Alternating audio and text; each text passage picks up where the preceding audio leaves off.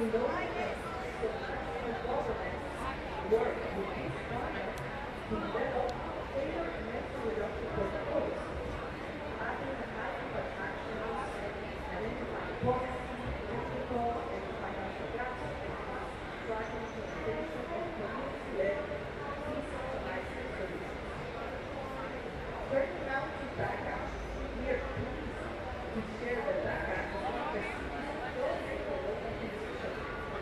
please.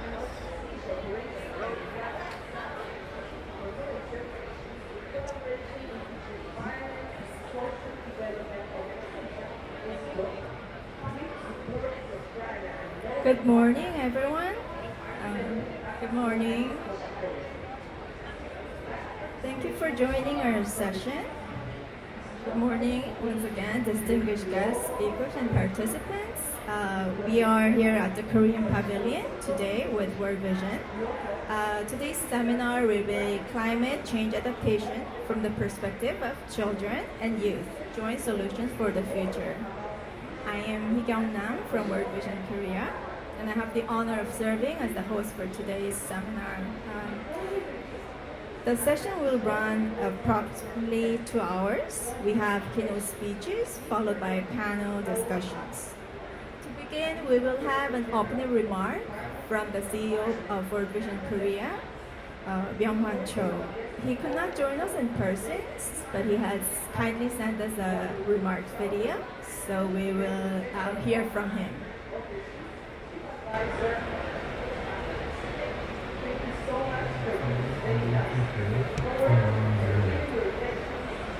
I'm Myung-hwan Cho, President and CEO of World Vision Korea, an organization that has worked for 75 years to protect and empower children around the world.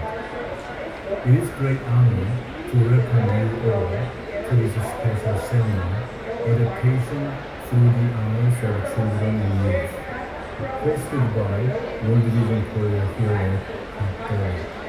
The climate crisis is not only an environmental challenge, it is above all a crisis of human rights. It threatens children's right to survive, to develop, to be protected, and to participate in shaping their own future. When extreme heat, floods, and drought strike, children's daily lives and their futures are torn apart. Crops are destroyed, food becomes scarce, clean water disappears, and disease spreads. For children with weak immune systems, this becomes a fight for survival. When schools are flooded and health clinics close, children lose their chance to learn and receive care. When families are displaced or separated by disaster, children face increased risk of violence and exploitation. The climate crisis endangers the lives and safety of children everywhere, especially those living in the most vulnerable communities. However, children are not just victims. They are agents of change and a generation of resilience. Children and young people understand the reality of the climate crisis more deeply than anyone else. They see and feel its impact in their homes, their schools, and their communities. And they are already leading the way with creative ideas and practical solutions. In their schools and communities, they plant trees, protect natural resources, and inspire their friends and neighbors to take action.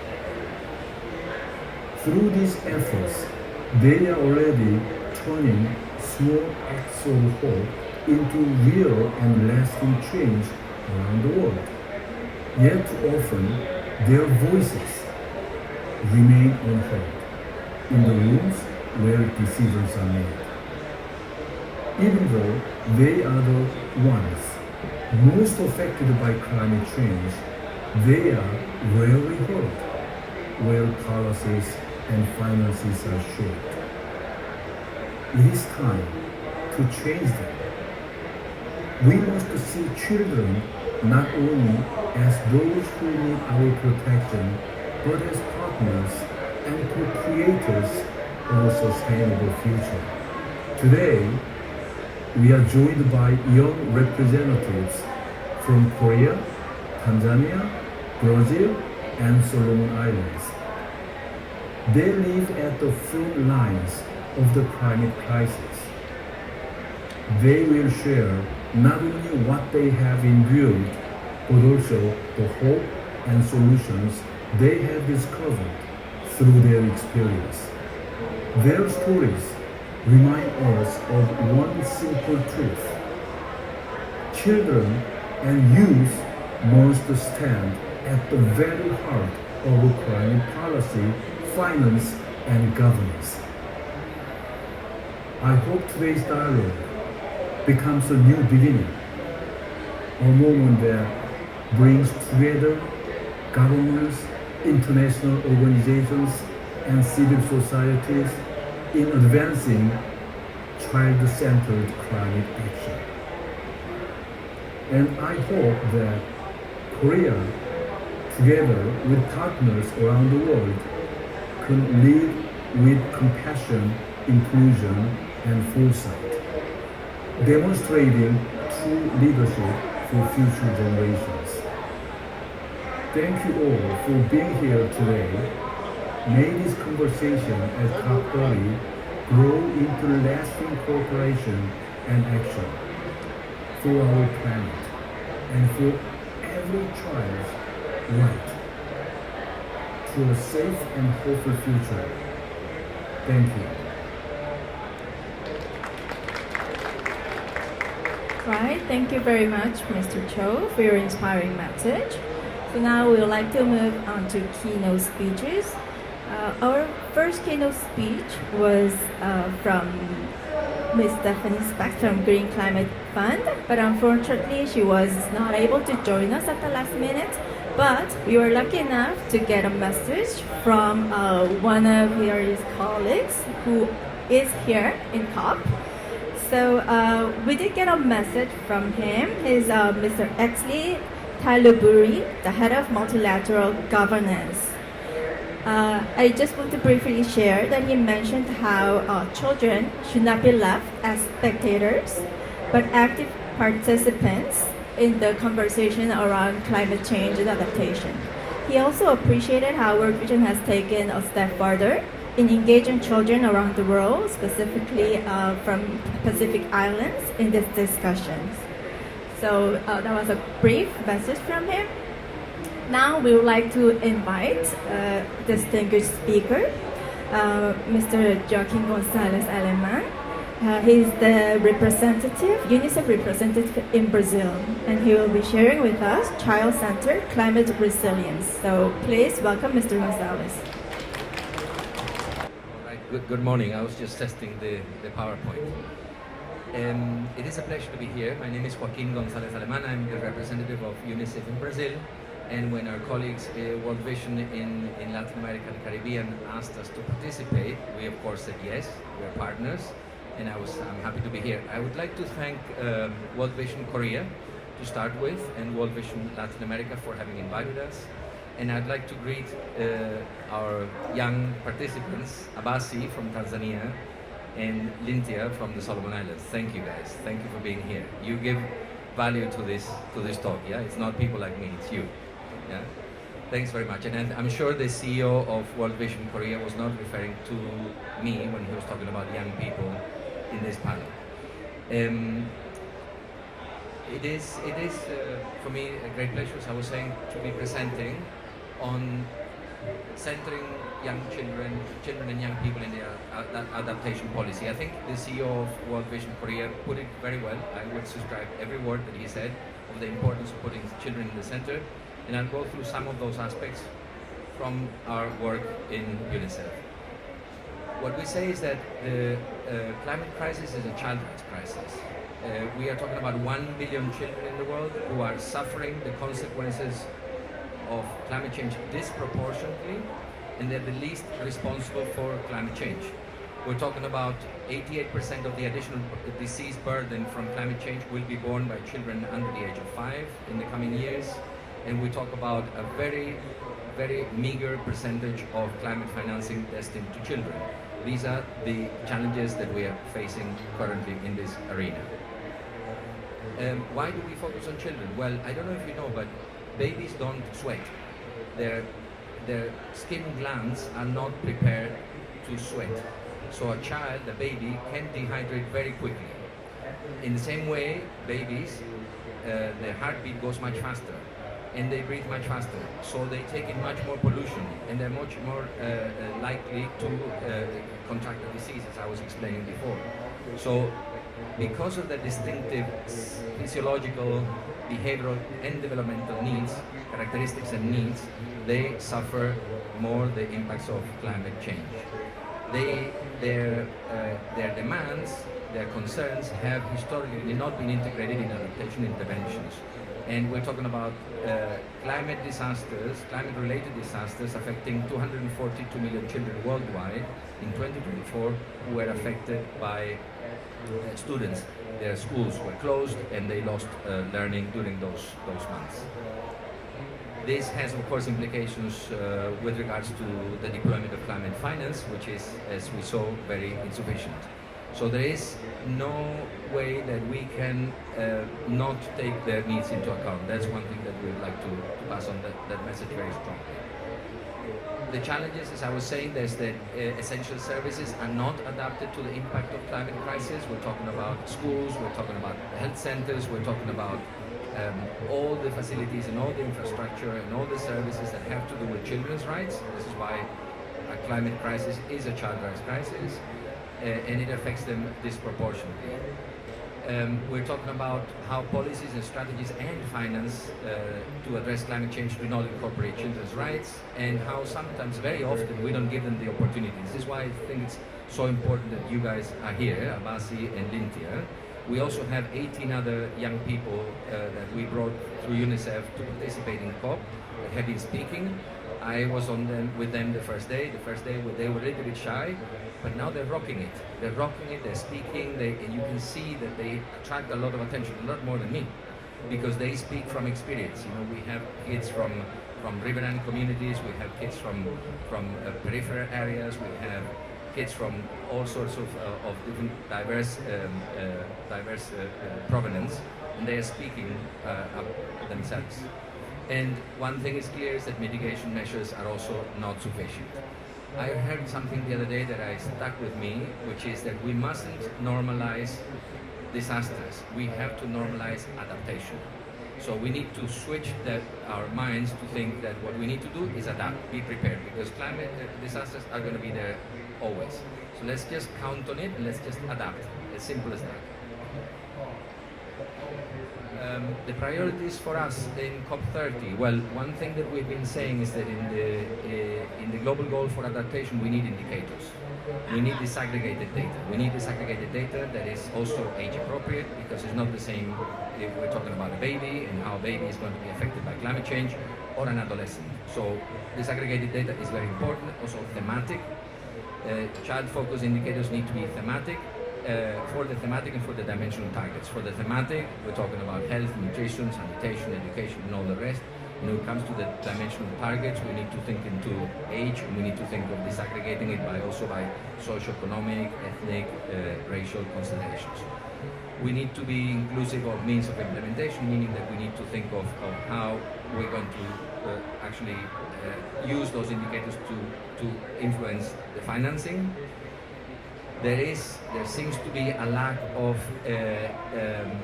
enough indicators on education, human mobility, and mental health, which is worrying because these are key topics.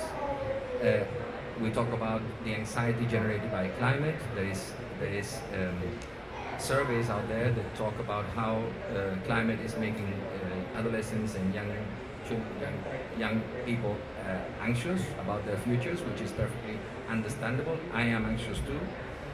at my age, and education. We need to take into account how climate basically has a bearing on education. We saw it during COVID and the loss of learning days of children while they were at home trying to learn remotely, which is not the same. So climate disasters have that kind of influence on the right to education. And then we need to continue on the technical work on indicators after the COP30. The work is not over, the work is starting now. What is a child-sensitive indicator? A child-sensitive indicator has to contain these different dimensions. One of them is that it has to be child rights based. They have to be grounded on the convention, on the articles of the convention, on all the variety of rights. They have to be disaggregated for equity and inclusion. We have disaggregated them by age, by sex, disability, migration status, geographic location, socioeconomic status, and ethnicity. That's when they have meaning. Because as João do Clima, one of our young activists, says, we're all in the same storm, but we're in different boats. So not everybody is being affected in the same way. We're all being affected, but in different ways. So that's why we need to disaggregate those indicators.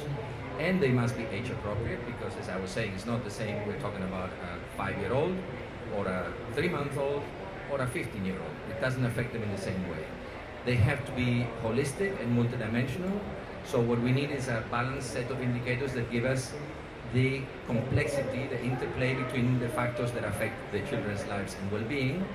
And we need also to make sure that we are taking into account the children in the process of developing, formulating, and using the indicators. We need to involve children all throughout the process of indicator formulation and monitoring. Now let me talk to you briefly about the national adaptation plans. There are technical guidelines that have been issued recently, that have been updated, and what we need to make sure is that we prioritize, the guidelines prioritize wash, nutrition, health, social protection infrastructure, and they call for the securing those essential services. But for example, as I was saying before, education, mental health, and human mobility are absent. So we need to make sure that we bring them into consideration to secure child-responsive adaptation planning. What does a child-sensitive content look like in a national action plan? Well, it's a little bit what I was talking before. We need to consider in the national action plan cross-sectoral collaboration among the ministries in a country so that they all address children's rights in climate. We need disaggregated data. We need child-critical social sectors, education, health, nutrition, sanitation, we've talked about that. And we need the child and youth engagement and to identify the data gaps and evidence gaps so that the plan responds to real problems. Those are the issues, and of course much more.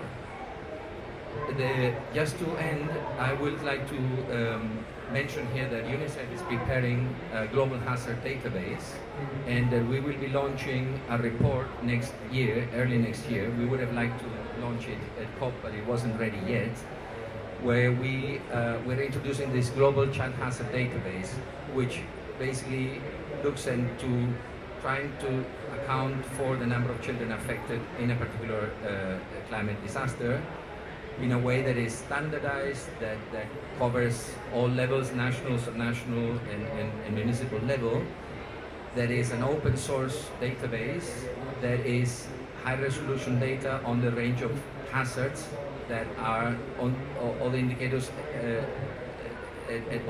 all the hazards with the highest resolution possible. So we will have, for example, for climate, we have a taxonomy here of the different hazards that can happen: riverine flood, coastal flood, tropical storm, agricultural drought, meteorological drought. So we classify all the hazards that could be affecting children, and what we aim is to try and measure how these different hazards affect children. It's a major piece of work. We will be presenting it next year. It has meant a lot of work for my colleagues for over many years. As I said, we would have liked to present it at this COP, but it will be presented early next year. This will give us an improved access to country and regional offices and governments to look into how these climate events affect children and how governments can take action to mitigate the effects on children. So this is pretty much what I had for you, and I will be happy to answer any questions, and I'll be very happy, even happier, to listen to our two guests. So thank you very much.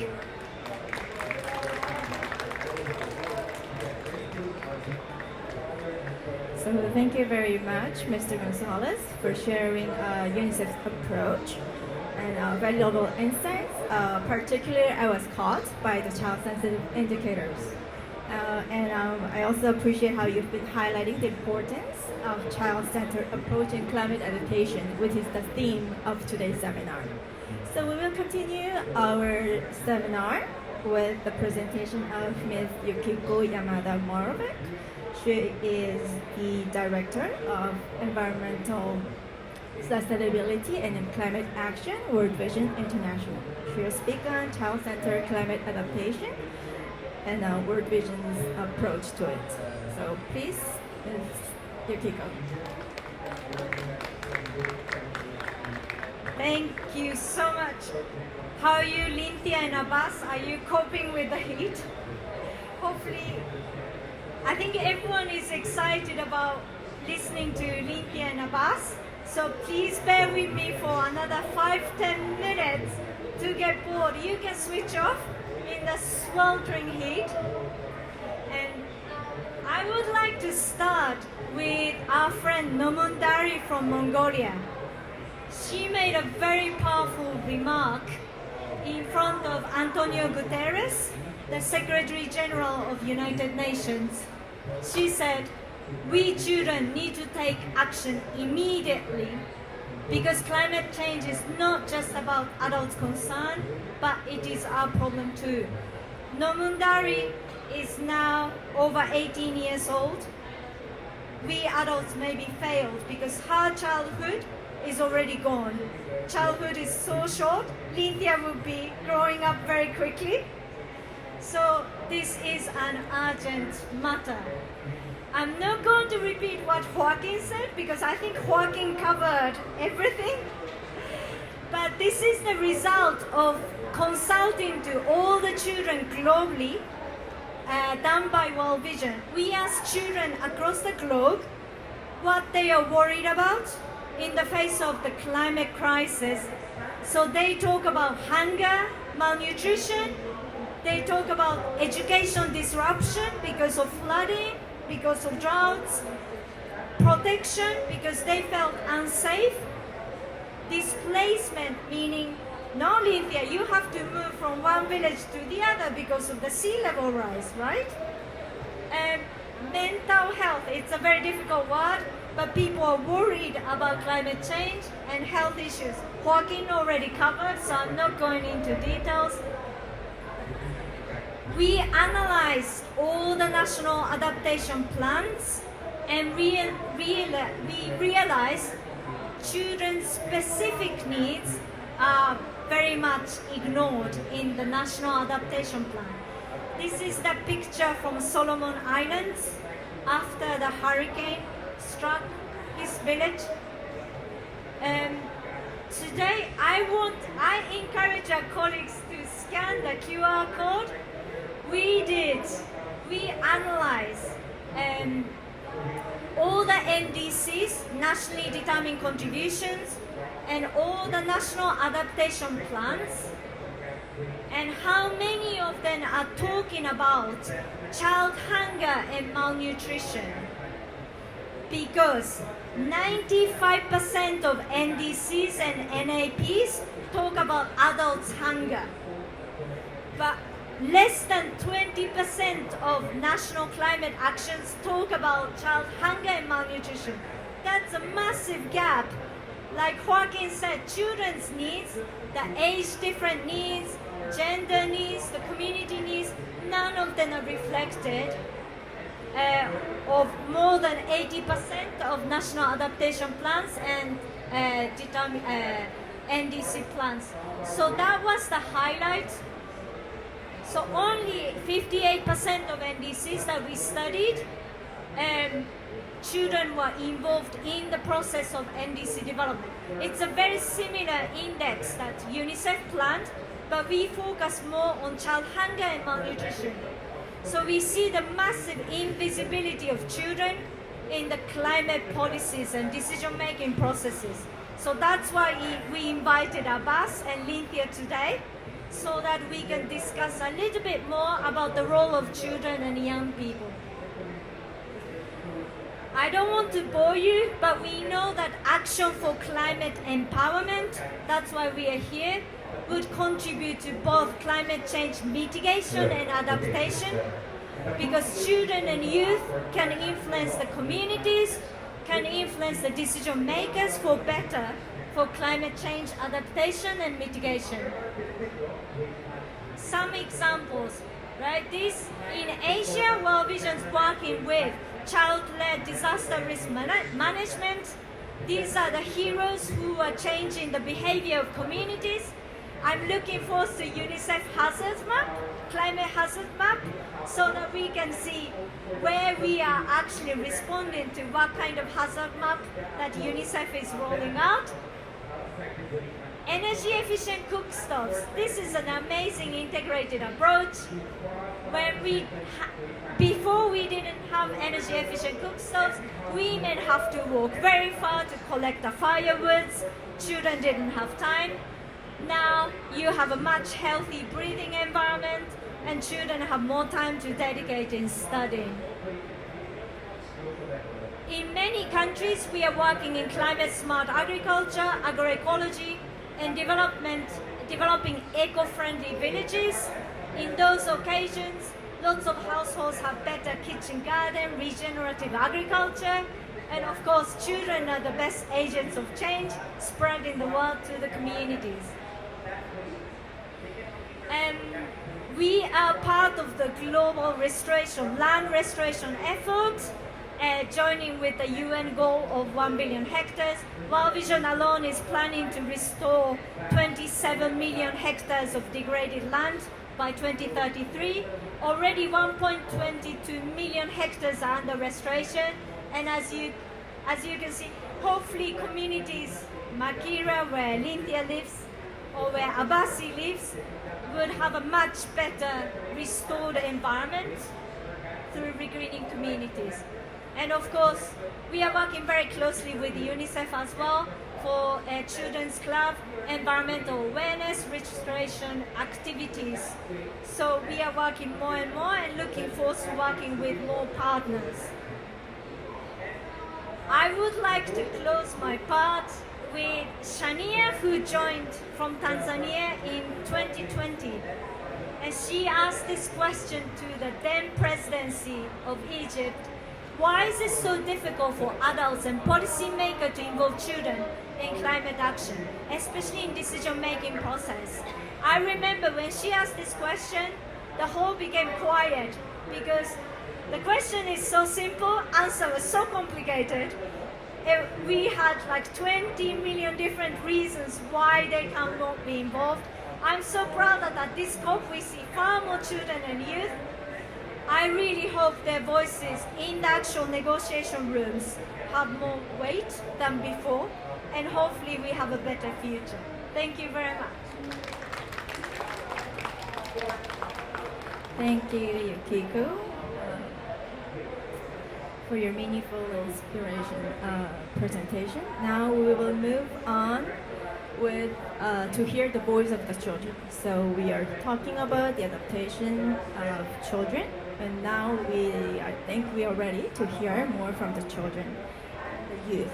So the next presentation will be by Ms. Changwon Kim, a youth representative from World Vision Korea's Child Rights Delegation.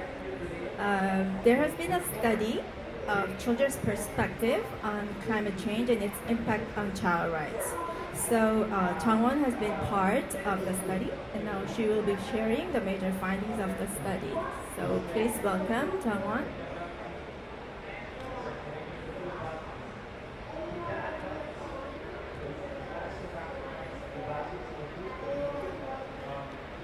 I think the screen sharing is not working.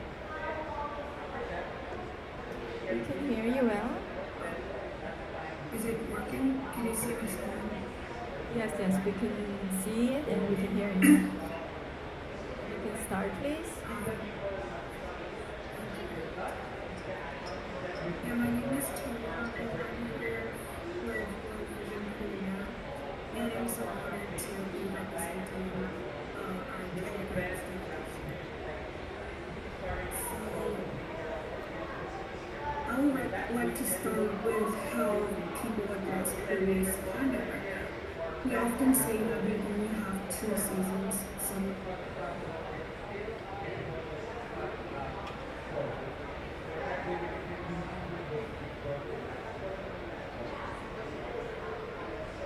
Can you guys hear me?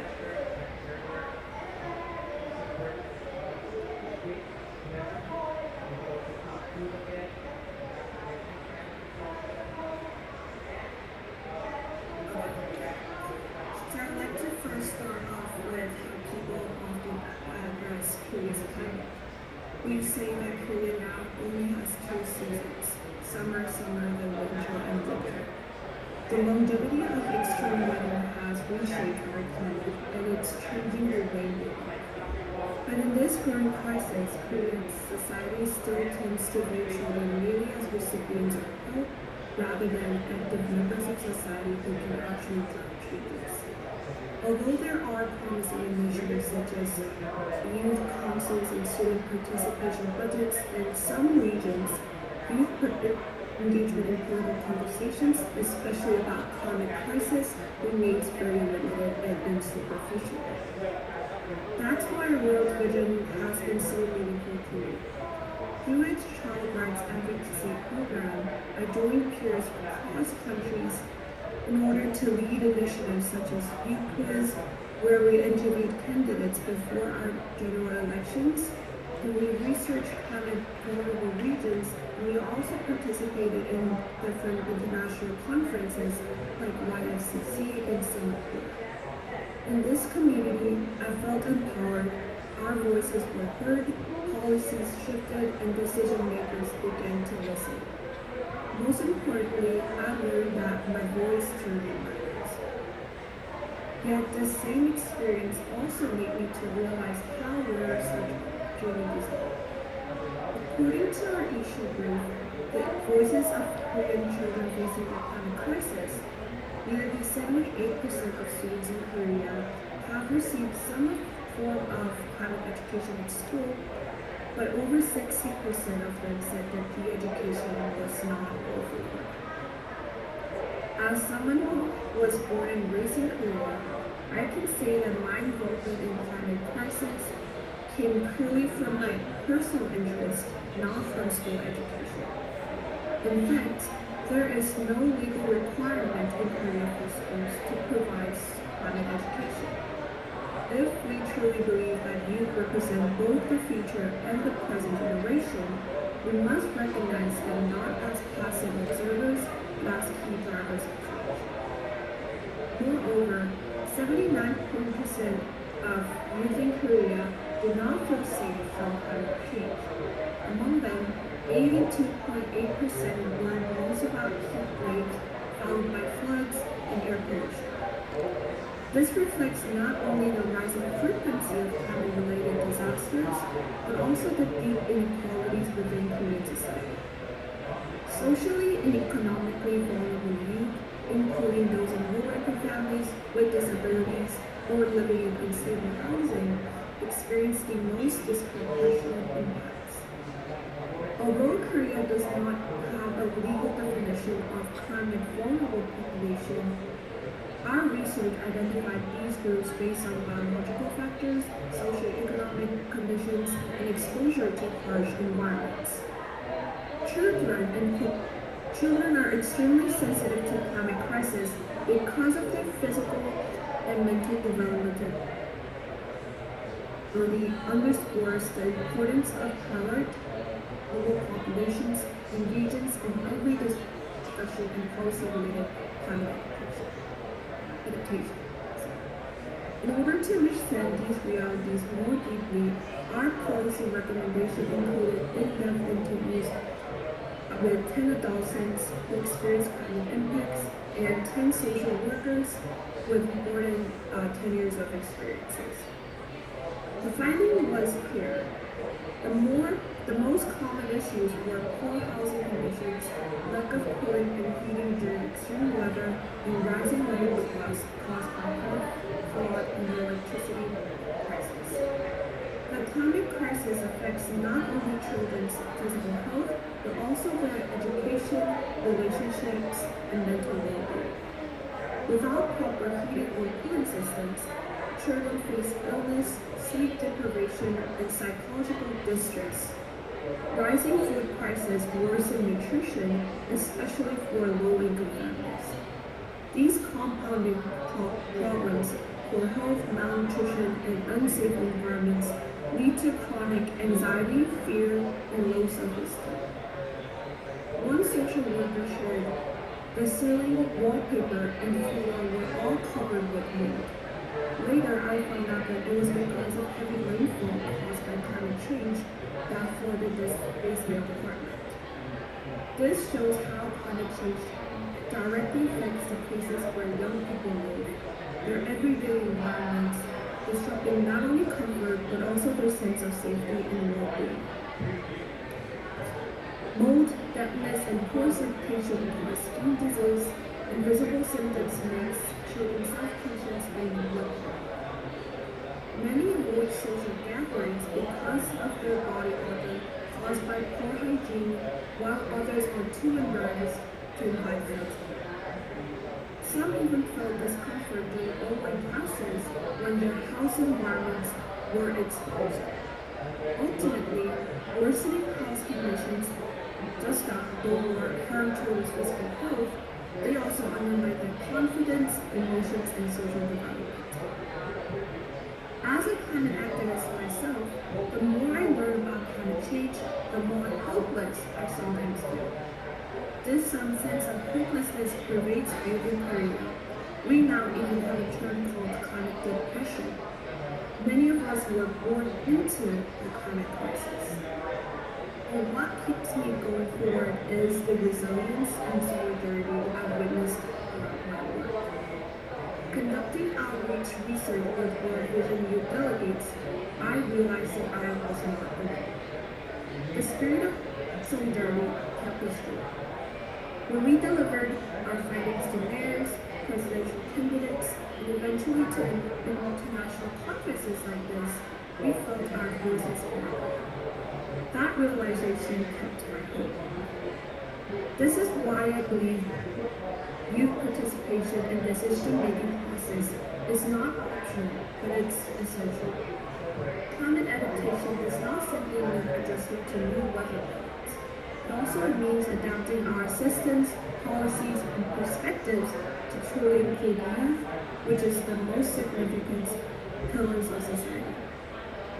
We need tactical improvements in policies, not only in energy to support housing upgrades and power delivery systems, but most fundamentally in education.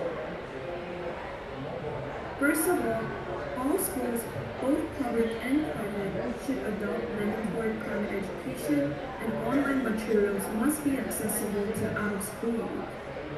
Rather than relying on one-way lectures, young people need practical, experience-based learning, which can be going out into the field, studying local ecosystems, visiting farms, and observing firsthand how climate change is reshaping their environments.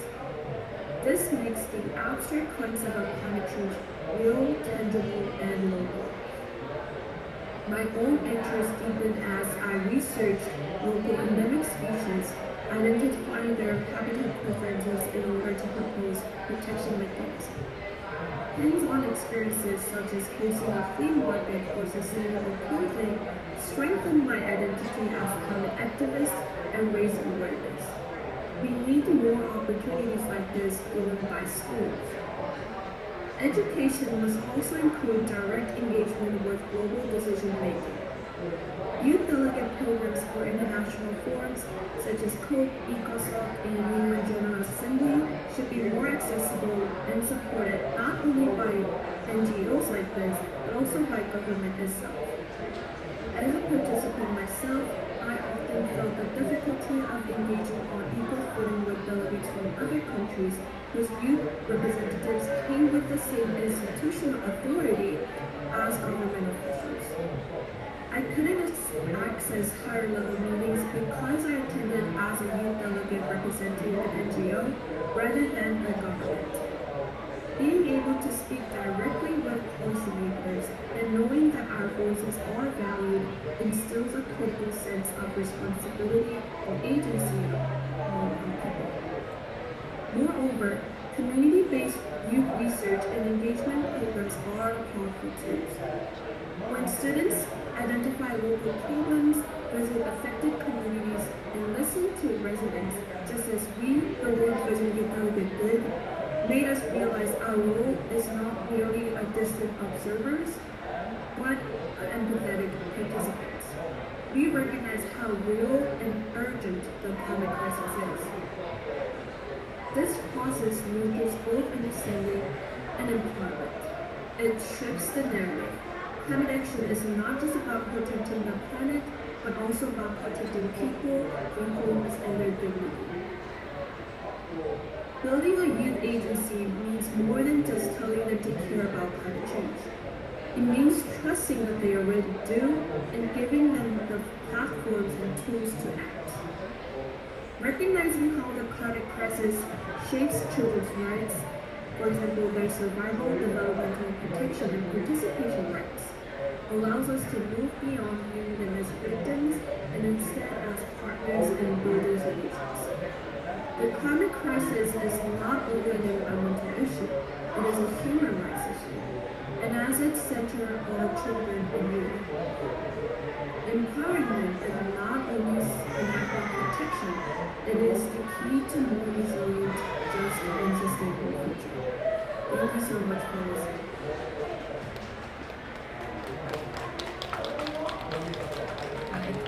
Thank you, Jangwon, for sharing the findings of the study, including some alarming concerns from youth on climate adaptation. And I guess this is not just the voice from the children and youth from Korea. So thank you. And now to continue our program, we will move on to the panel discussion. We would like to invite our panelists to the stage, please.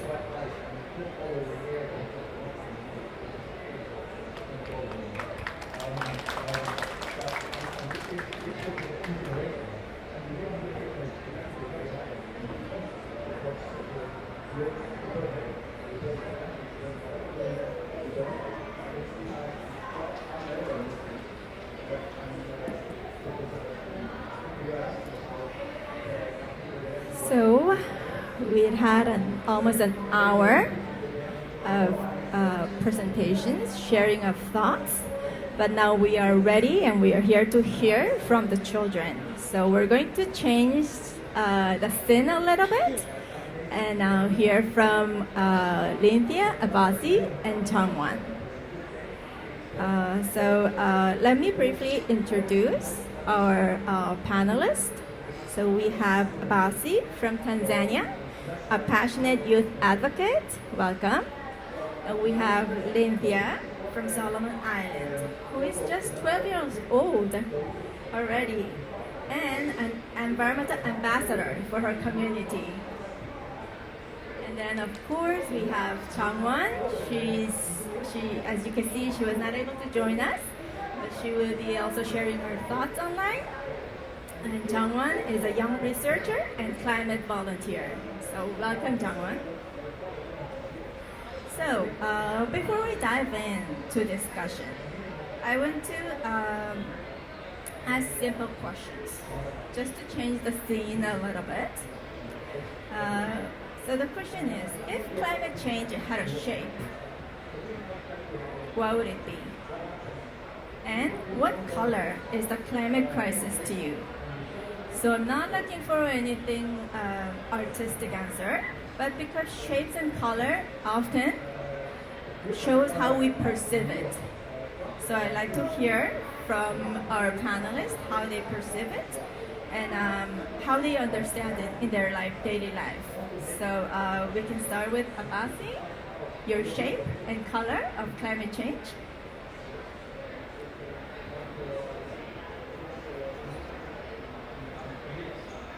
Good morning, everyone. Say hi. My name is Abbas Mari. Sorry, Abbas, can you hold your mic closer? My name is Abbas Omari Ali, the representative of the youth FMNARA Group of Champions Tanzania. Yes, may I thank this Korean division to meet me here, and also may I thank to the European Union to fund me to be here. Let me proceed with the question that said that before we dive into the more details parts of our discussion,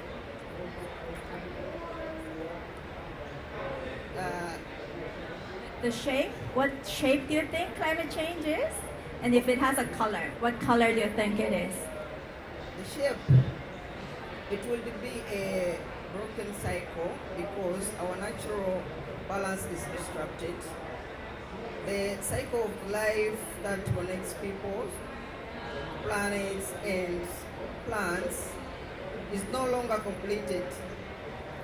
Its color is gray, a mix of smoke from wildfires, polluted skies, and drying vegetations, showing how human action have reduced the bright green and blue colors of our health.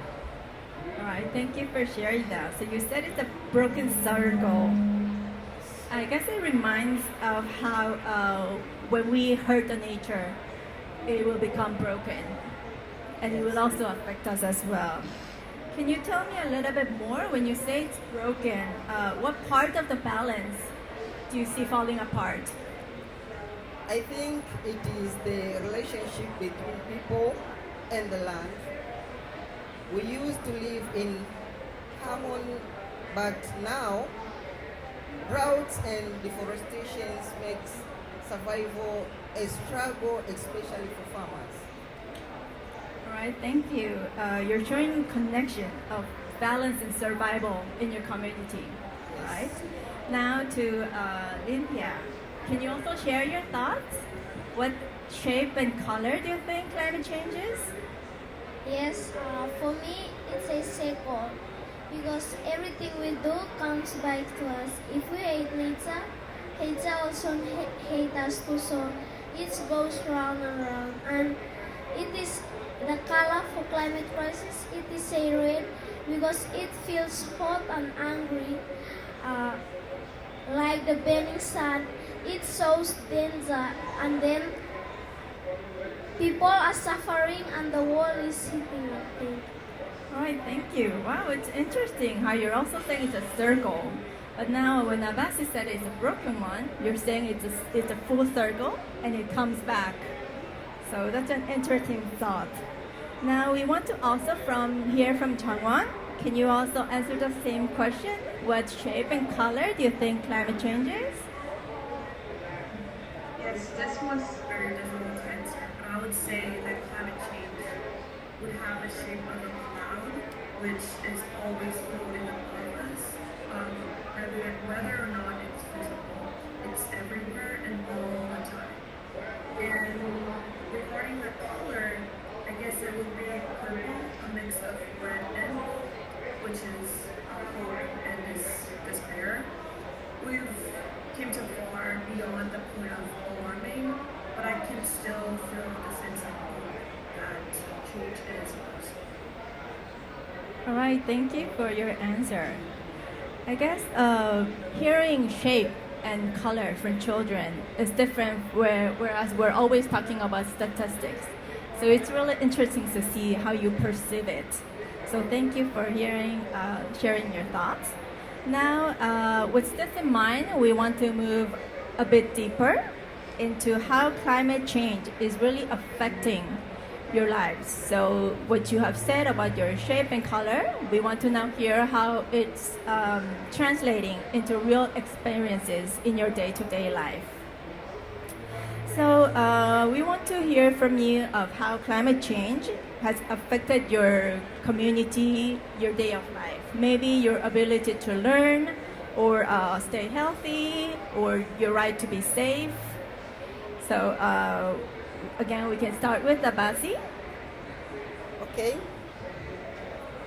This is concerning about climate change makes it hard to learn when school closed because of floods.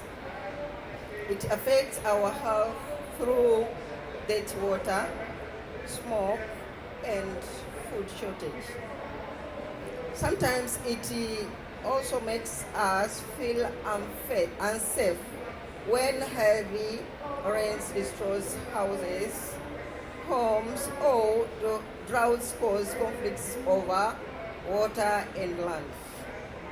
Right, thank you. So climate impacts are just events, but they are actually disrupting events in your lives. So thank you for your answer. And Abasi, what if you were to say what objects in your day-to-day life has become more fragile due to climate change? Can you maybe tell us of a specific object? Yes, the water buckets, because every drop now feels precious. Droughts have made water scarce, and we have to protect and use it carefully, as if it were made of glass. All right. Yeah. Thank you. I think that's a very clear example. It shows how your everyday object, we use water bucket every day, but now it's perceived differently with the climate change. So thank you for your opinion. Now, Lynthia, how about you? Climate change, how is it affecting your right to learn, to stay safe, and to have a child life? Well, sometimes heavy rains or flooding make it hard to go to school, and then it's too hot in the classroom so I can concentrate. Sometimes, storms damage schools building, so we miss classes. When the weather is bad, transport is hard, so the teacher will not available to reach the school. Thank you. All right, thank you. Thank you for sharing of your experience and how it is also affecting your lives and your daily lives. I want to also hear,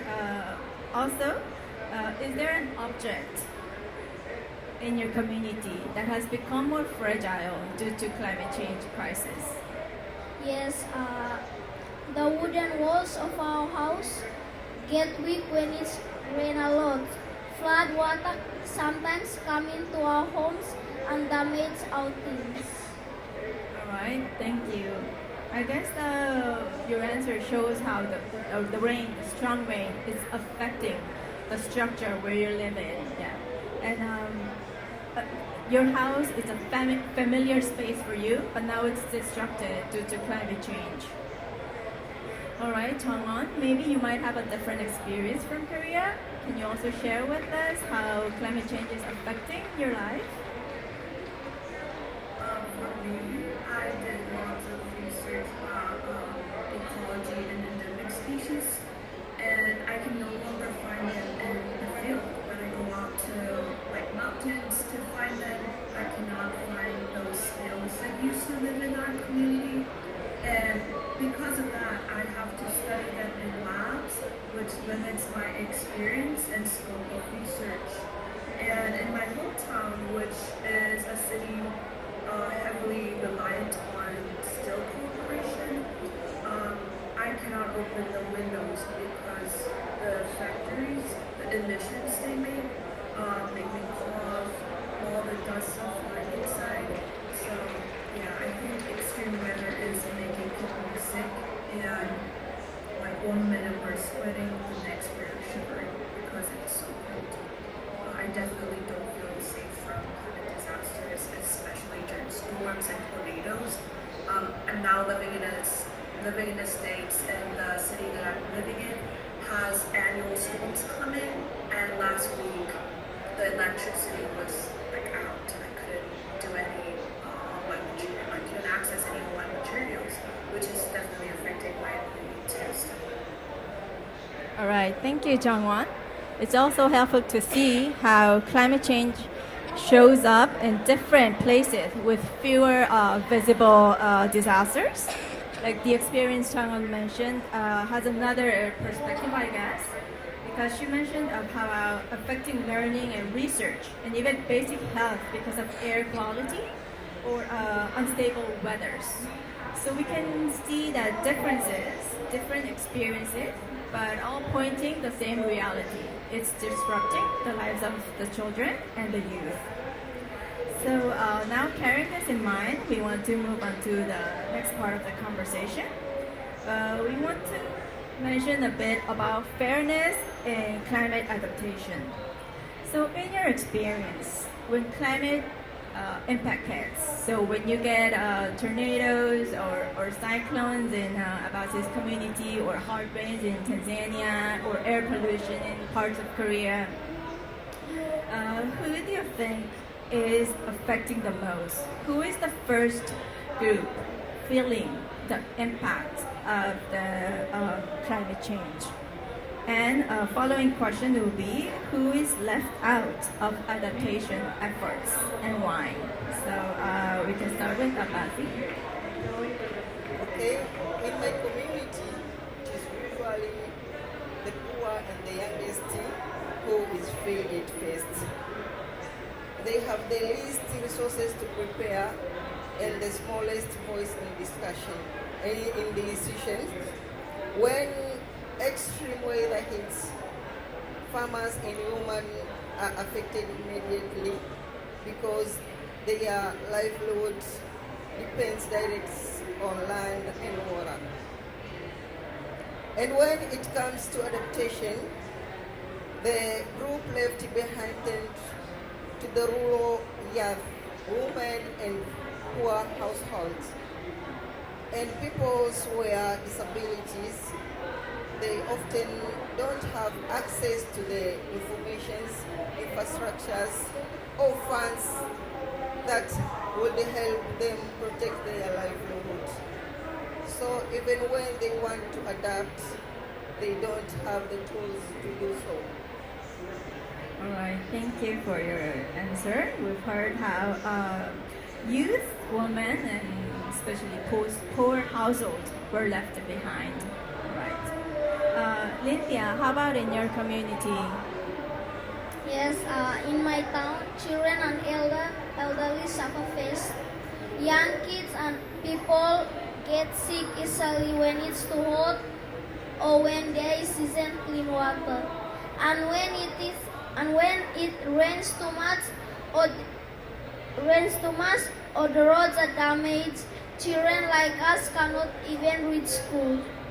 When the weather becomes dangerous, older people and those who are already sick feel it first because they can't move quickly when floods or strong wind comes.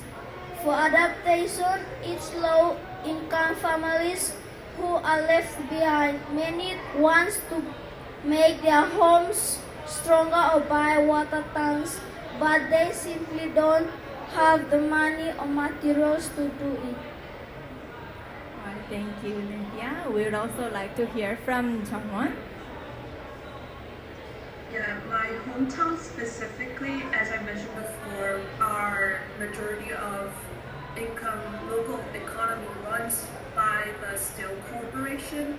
So people who are heavily reliant on that corporation, people who work there, or people who has money invested there are extremely impacted, because if the steel corporation makes the move towards climate change, which they should, they lose all the sources of income and their stability regarding job is threatened.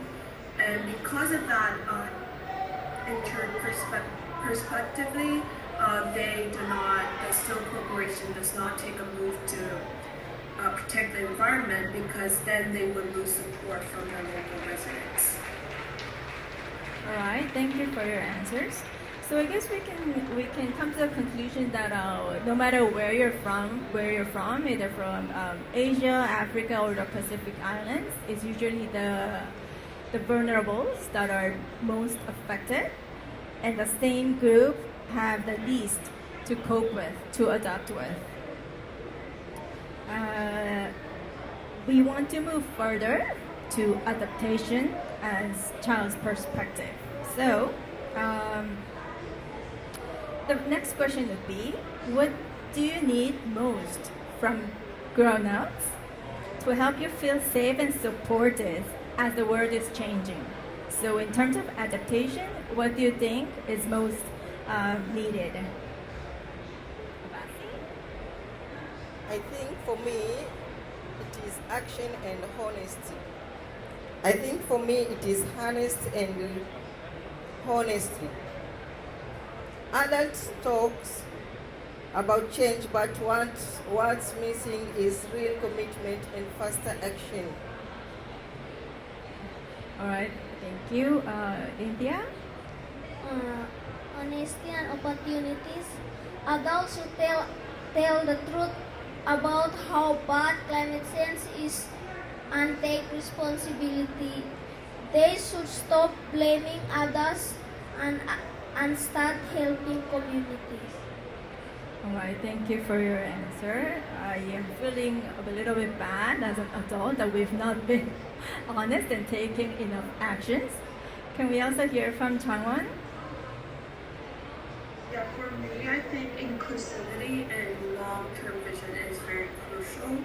As I've been acting as a youth activist and talking to political actors such as like politicians, lawmakers, I've realized that there is a gap between practitioners and policymakers.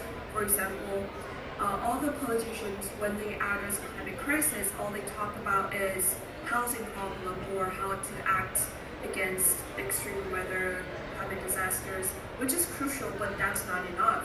Like what we need as youth is greater investment in education, especially for vulnerable groups like children, people with disabilities, and people in low-income communities. That might not bring them more votes, political rewards, but that's not all about politics. You need more long-term vision. Although it might not bring a short-term outcomes, we need more policies and federal fundings, money from the government in order to invest in children and guarantee that their growth is protected by the government. All right. Thank you for highlighting some of the direct actions that shall be taken. I really appreciate your reflections. And so you said honesty, inclusion, education opportunities, and some of the regulations and policy to ensure the rights of the children. Now, we would like to turn your ideas into something visual. So, this is a backpack. So it might seem like a simple backpack, but it's an adaptation backpack. So we want to imagine what is it that we want to carry in this adaptation backpack. So I want to ask each of our panelists. So on site, we have these cards, but you can also see on the screen. So there are different, items that you can consider carrying in the adaptation backpack for climate change. So I want to invite our panelists to pick 2 items, and we're going to place it in the backpack, and you can give a brief explanation why you have chosen the items. So, yes, Cynthia, you can go first.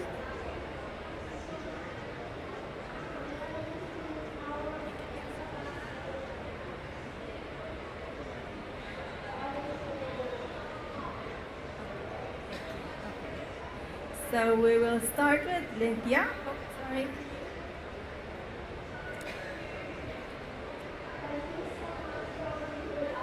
So the two items that Cynthia chose was community and knowledge. So Cynthia, can you tell us why you have chosen these two items? Yeah, knowledge and education, books and lessons about the environment, knowledge on how to plant trees, save water and protect nature, information about what to do during floods or cyclones, and also community. We should work together in our community uh, because in my community I experience many climate change. So if we want our government to help us, we should work together in our community so that the government can help us. Thank you. Thank you so much. That is a very insightful answer.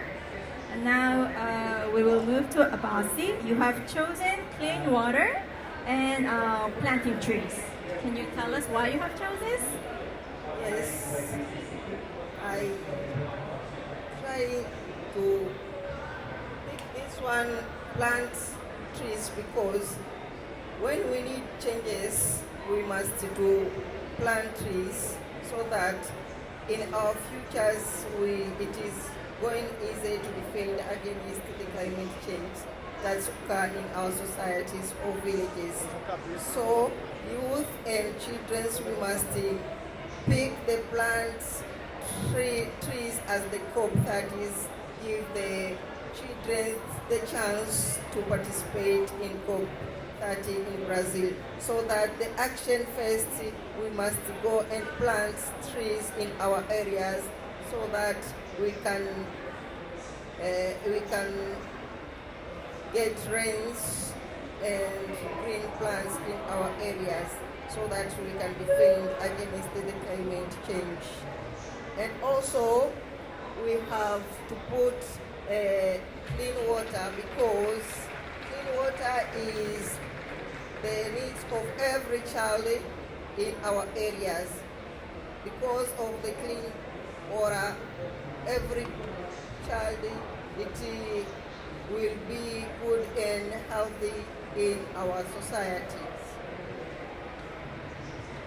All right, thank you. Changwan, I'm sorry, we're not going to be able, well, can you tell us which items, and I will put it in the backpack for you.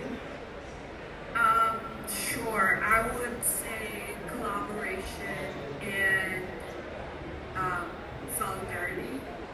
All right, collaboration and solidarity. Okay, can you explain us why you have chosen collaboration and solidarity? As the world itself, like climate adaptation shows, we cannot reverse the climate crisis. We cannot bring back that clean air. We cannot bring back clean water. We just need to limit the limited resources. That's why collaboration is really important. And the irony that I see, the paradox that I observe is that one part of the world is making all the emissions while the other part of the world is suffering for the effects of climate change. So wealthier countries who are capable of addressing the crisis, they remain relatively safe because they are less affected, while the poorer countries get hardest, and although they must prioritize survival industries that worsen the problem, they need to keep on suffering from air pollution, polluted water, and destroyed environment. I think understanding this paradox, understanding this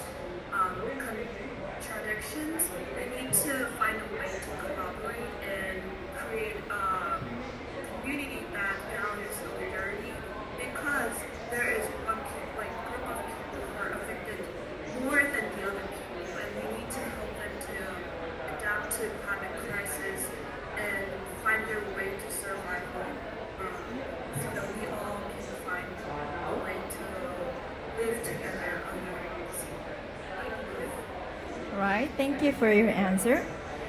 We've seen how our panelists have chosen different items. This shows that climate adaptation or a just future isn't just building one solution. It has to come by bringing many pieces together. And I guess this COP30 is one of the forms that we can bring different ideas and also engagement from children and youth for the climate adaptation. So, and then I guess it's giving us a very clear idea, what is it that you expect adults and governments and institutions to focus on. So, moving on, I want to give each of you a chance to speak directly to those decision makers that are participating in this conference of parties at COP30. So I have prepared 2 questions that can guide you. So how can governments meaningfully include young people in decision making? And what do you expect from countries and institutions represented here? So you can, yes, combine your thoughts into one pot. And we would like to hear from you. So Abasi, you can go first. Yes, question number 6, concerning about the government and institutions. Government can include young people by listening to us, involving us, and trusting us. We need seats at the highest tables to discuss with them, not just sit in the audience. So we want them to get to put us in their discussions so that we gain more and make our decision makings. And also, and from countries and institutions here at COP30, I expect real commitments, not promises. We need bold climate action, fair financing, and accountabilities to protect our futures. Thank you for your message. Cynthia, can you Yes, also speak up, please? For me, government should take youth and children voices seriously. When we share ideas, please listen, not just to what I hope to see from leaders here at COP30. COP30 is hope for the future. We want leaders who still care about our future and who let our voice guide the world toward peace and peace with nature. Thank you, Cynthia, for your bold speech, for your bold message. Chamwan, we would like to hear from you as well. I'm not sure who's there to listen to what I say, but I would say we need more spaces that we can speak. Like, this is a side event in COP, which is very significant, but we need more official and genuine spaces that we can actually make resolutions. Like, imagine youth from all different countries coming as delegates, representing their countries, debating and negotiating and producing resolutions like the UN delegates do and UN conferences. Like, that's really, like, that would be a very powerful and influencing, like, policy. We can actually make policymakers accountable by presenting, like, whole resolution that includes what we want, what the government should do, and like which holds the same authority as the official UN resolutions do. I wish more spaces like that, like not like the superficial level, but like actual powerful conferences and platforms that we can talk. We need more opportunities to speak and actually make them. All right, thank you for your message. I guess what the children and youth are asking is very clear. They're asking for real engagement, real involvement, to really hear the voices, the opinions of the children and youth, and to bring up real actions to respond to them. You've made it clear that young people don't just want to be invited to observe, like our colleague from the GCF mentioned, not just spectators, but be active participants in shaping the conversation and also decision making. So, and you expect commitments that don't stay on paper, but to be turned into realities. So projects, fundings, and especially for those who feel climate impact first. So for everyone here at COP30, I guess the takeaway is straightforward. If we want a fair future, young people need to be part of the decision making and not stay on the sidelines. So this is the round of questions and answers that we prepared for the panelists for the seminar. But now I'd like to see if there's any questions or comments from the floor. And now that we have our youth delegates, it's your opportunity to actually have a direct dialogue. So we would like to invite to speak anyone, of course. Joaquin?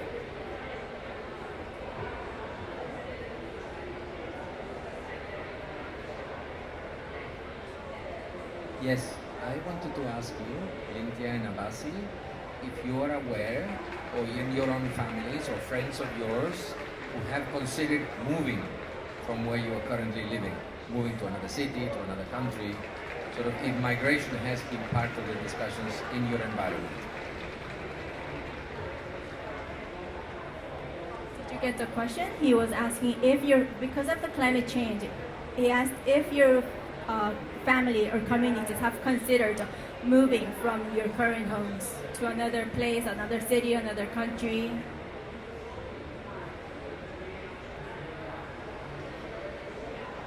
Or perhaps not, but his question is if you have considered, or do you know any other relatives or people in the communities that feel like they are not safe to stay where you are as it is?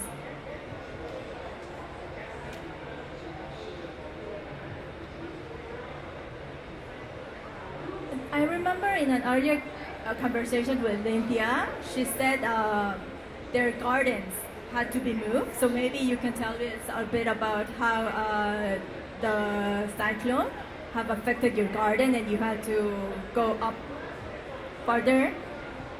Yes, for me, as for my father's home, we live near the sea. So when the sea level rise, it can moving and then destroy our homes. So we need to move far away. And for my mom's home, we live near the river. So when the flood, it can landslide or picking up. So and then I think one time the flood washed away our home. So we this time we move far away from the river. In my experience, before I am a child, I have heard about the climate change concerning about the drought. In 2021 to 2022, in my society, there was drought that occurred in that place and caused the food shortages and crops failures, so that we can gain hungers from long term ago. But also in my society, the place where I live, in Gezani village in Kinga, there was a flood that occurred in 2022 to 2023 and caused the damage of the house fall downs because of the house, they are not still in general.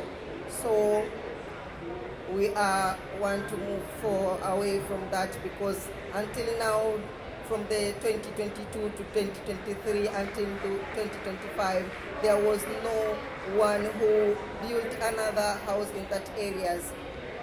So that is what I concern about the climate change in my society.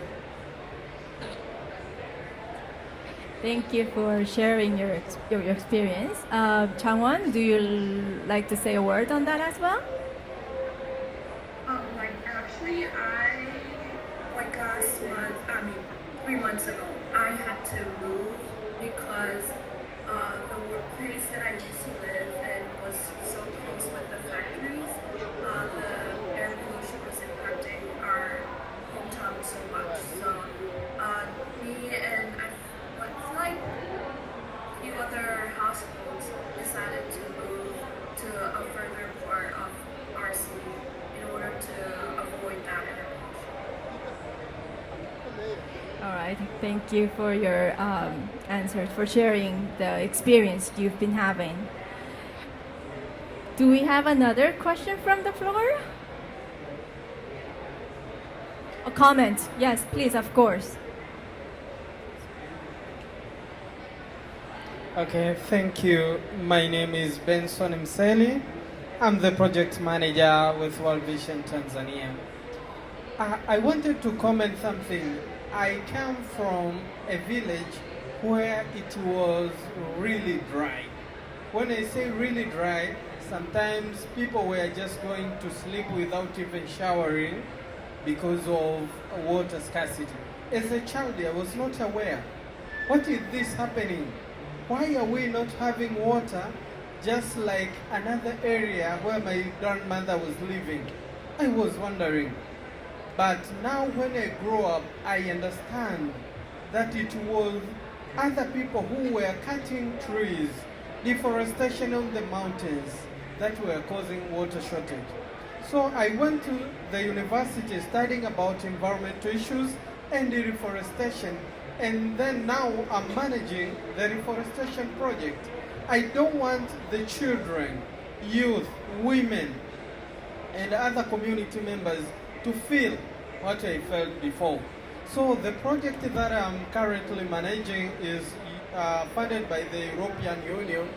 And for this, when I come to the COP, among other things, I think this kind of project should be funded by different donors. We want this project at least to be in different or several regions where this one cannot happen. So for me, I'm feeling like I wanted this position early, like Cynthia and Abasi, to talk about my experience. That was on 1997. So I wanted this platform. So I can say we are so late to take action, but until now we have something to do. Elders who are here, let us not let the children and youth feel the pinch of climate change, because we have an action to do. Let us give fund, let us include youth and children. That is my comment. Thank you, Benson, for your comments. I hope we will continue the discussion with the children, so they will share with us, and they will not feel that it's too late or that they are just repeating the same comments years and years. So hopefully we will have actions. Yes. Also, I have something to say.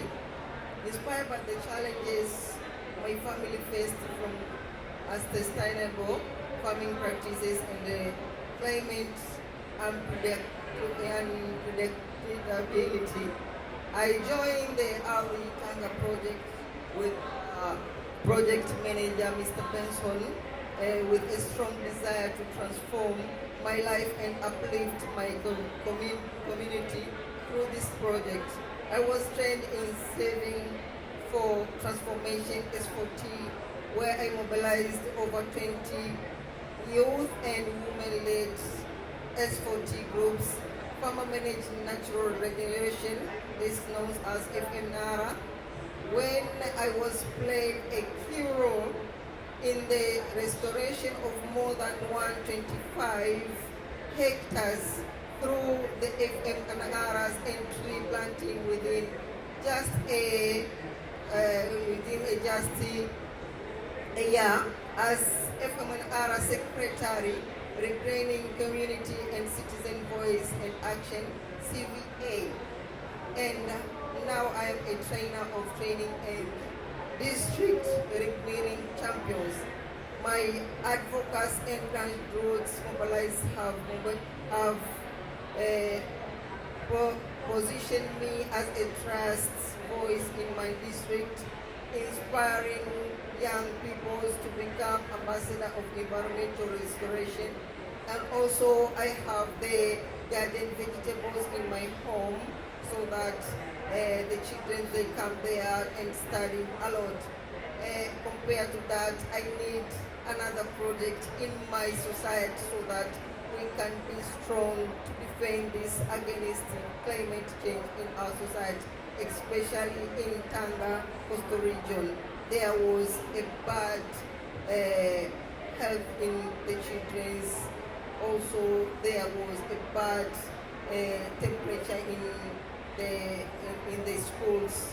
This is concerning about the heating during the classes moment. The people's or the children, they get out of their classes because of the heating their classes. So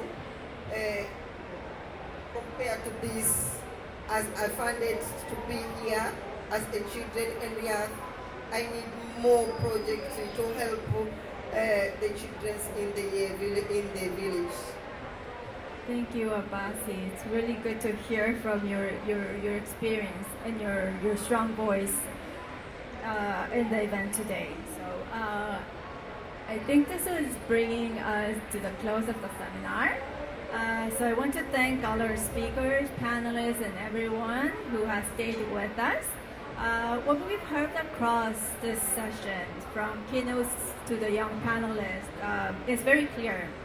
Children are not only impacted by climate change first, but they also notice its signals earliest. And yet, they remain the least represented in the decision of shaping their future. We set out today to look at climate adaptation through children's eyes. And what we saw is that adaptation is not just about infrastructures or technology, but it's about protecting basic things that children enjoy in their life, like education, health, and good food. So it's about making sure that these systems do not collapse when climate shocks hits. We also heard that children are not passive. You've heard from our young panelists. They're already observing, organizing, and even offering solutions.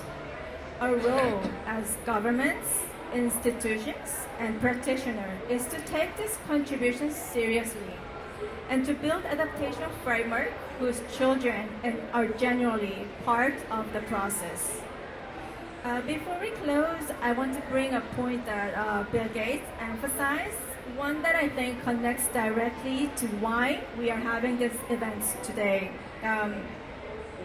He said that climate questions, the importance of climate questions, are not just about global temperature targets. A lot of the discussions around COP, I guess, is involving global temperature targets, how we want to keep the level below 1.5 degrees. But what we spoke about today is very practical solutions. So we want to question ourselves, if drought destroys the crops, can families still buy food? If extreme heats hit, can people get somewhere safe? If floods spread disease, can the local clinic actually treat everyone and equally? So these are adaptation questions, and they are children's questions. So a just future requires listening to children, involving them meaningfully, and designing climate finance and governance that actually reflect their needs.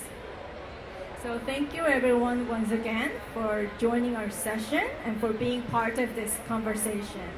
And I want to encourage us to continue to be part of the discussion and to especially hear the voice of the children. So thank you everyone.